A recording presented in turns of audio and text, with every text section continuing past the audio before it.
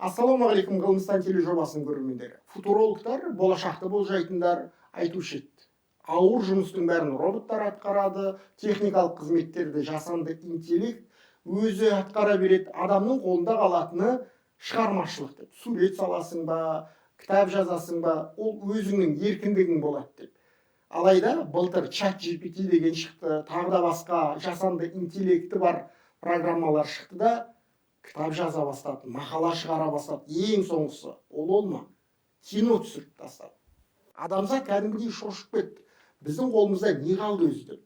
Я жасанды интеллект расымен кітап та шығара алады, кино да түсіре алады, бірақ тапсырманы Қытай тілінде, ағылшын тілінде, испан, орысша берсең түсінеді. Ал қазақша жазсаң, оға қоймайды. Студиямызда Бану Ергеш отыр. Осы жасанды интеллекті қазақ тіліне үйретіп жүрген маман. Бану ханым, айтыңызшы, неге қазақша тапсырманы түсінбейді әлі жасанды интеллект? Сіздер не істеп жатырсыздар осы олқылықты түзеу үшін? Иә, дұрыс айтасыз. Жасанды интеллектті машиналар қазақ тілін түсіну үшін өте көп жұмыс жасалыну керек. Ол жаңағы қазақ тілінің лингвистикалық ғылыми негіздері құрастырылу керек. Әртүрлі лингвистикалық ресурстар, мысалы корпустар сияқты, білімдер базасы сияқты лингвистикалық ресурстардың болуы қажет. Сіз жаңа айттыңыз, жаңа ағылшын тілі, испан тілі, Қытай тілінде еркін түсінеді GPT чат, барлығын жауап бере алады деп. Себебі бұл тілде қолжетімді ресурстар өте көп. Ал қазіргі кезде осы қазақ тілі бойынша қандай жұмыс жасалынып жатыр? Нақты табиғи тілді өңдеу саласы, осы жасанды интеллект саласының бір негізгі салаларының бірі. Мұнда өте есептер көп. Біз осы нақты айналысып жатқан қазақ тілін компьютерлендіру бойынша айналысамыз. Ол көптеген ғалымдардан тұратын ғылыми мектеп бар бізде. Мұнда не істеу керек? Машина қазақ тілін түсіну үшін ең біріншіден ол қазақ тілінің ережелерін формалдау керек, модельдеу керек. Содан кейін ғана компьютер түсінетіндей болады. Бану ханым, қараңызшы, біздер жасанды интеллект қазақша түсіну үшін қандай кітап бар осы күнге дейін, қандай кино шықты, қандай мақала шықты, бәрін қотара берсе жасанды интеллекттің қорына сөйлеп кетеді деп ойлаймыз. Олай емес қой. Жаңағы формалдау, модельдеу деген не нәрсе? Иә, оны бірінші формалдау жұмыс жасалынады, одан кейін модельдеу деп айтамыз. Яғни біз қазақ тілін түсіну үшін біз бірінші қазақ тілінің ережелерін, грамматикасынан бастап, яғни құрылымдық негіздері, фонетика, морфология, синтаксис, одан кейінгі келесі деңгейі семантикасын біз міндетті түрде формалдау керекпіз. Формалдау дегеніміз не? Яғни ережелерін машина түсінетіндей етіп, қысқаша жазып шығуымыз керек. Мысалға, біз сөз табын ретінде морфологияда мысал келтіре қояйын. Сөздер базасы болады. Сөздік, жай қарапайым айтқанда, бала, ана, ата деген сияқты сөздер. Бұл жай ғана сөздер машина үшін. Бірақ ол оның түрленуі бар ғой, баланың, балаға деген сияқты, ол семантикалық әртүрлі. Балаға кітап бердім, баланың көңіл күйі дегендер ол семантикалық әртүрлі. Яғни осы нақты семантикасын түсіндіру үшін соңғы этапта біз оны морфологиясынан бастап ережелерін машинаға түсінікті ретінде жазуымыз керек. Мысалы, А әрпіне бітсе ол ның жалғанады деген сияқты, Р әрпіне кетсе балалардың деген сияқты, осының барын формалдау керек. Бұл тек қана формалдау бір ғана этап емес, модельдеу керек. Мысалға, қазір кезде Орнет GPT чат жаңағы түсініп жатады дейді, қарым-қатынастарды түсінеді. Мысалға, атаның баласы бар екен, немересі бар екен дейді. Бірақ оның барлығын машина түсіну үшін біз оны модельдеп шығуымыз керек. Бізде чат GPT-ге қазақша үйретіп жатқан жігіттер бар, Тимур Бектұр деген секілді. Құнанбай Абайды көргенде не айтты деген кезде кез келген бір сөзді тауып алып қоя салды да, керекті нәрсені тауып бермей жатыр әзірге. Керекті нәрсені тауып беру үшін ол үшін жаңағы Абай жолындағы барлық қарым-қатынастарды көрсету керек. Ішіндегі Құнанбай деген адамның аты екенін, Абай деген адамның аты екенін, екеуінің арасындағы туысқандық қатынас бар екенін модельдеп көрсетіп қойса, машина түсіне бастайды.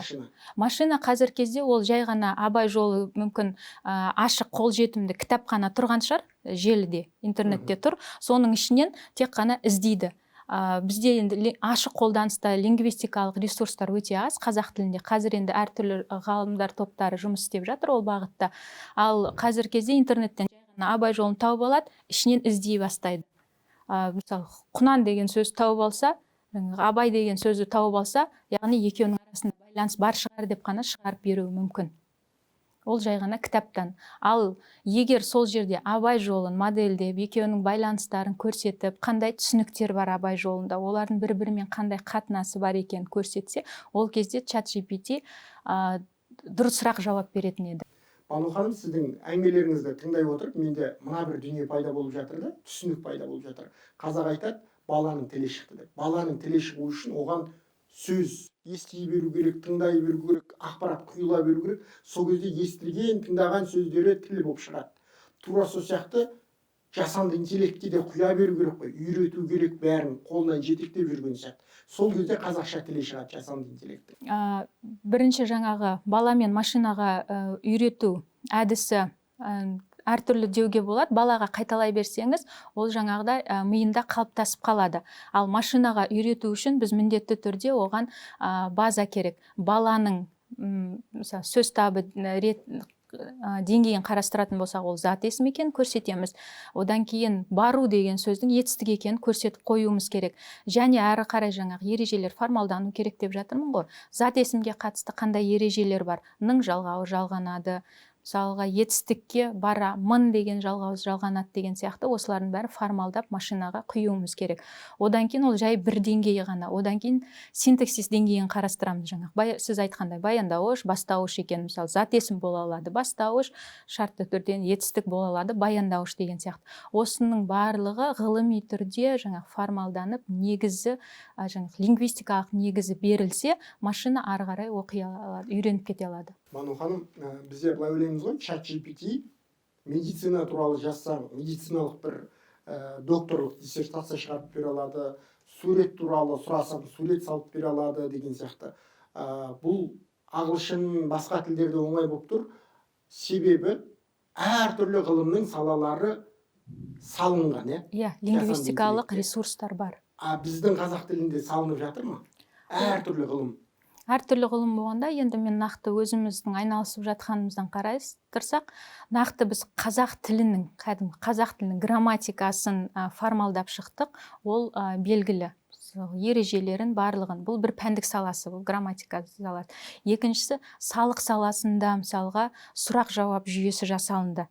Қазақстанның жаңа салық кодексін бойынша түсініктерді тауып, жаңағы сұрақ қояды, сол бойынша жауап беретін жүйе. Бұл нақты салық саласында. Сонымен қатар математика саласында нақты, мысалы, үшбұрыш дегеніміз не деген сұрақ қойсаңыз, үшбұрыш дегеніміз жаңағыда үш қабырғадан тұратын, үшбұрыштан тұратын фигура деген сияқты жауап беретін, ол сұрақ жауап жүйелері жасалынып жатыр. Оның астында жаңағы сіз айтқандай пәндік саланың бүкіл негізі салыну керек. Ол салада қандай түсініктер бар, қандай ережелер бар, оның барлығы есепке алынып зерттелу керек.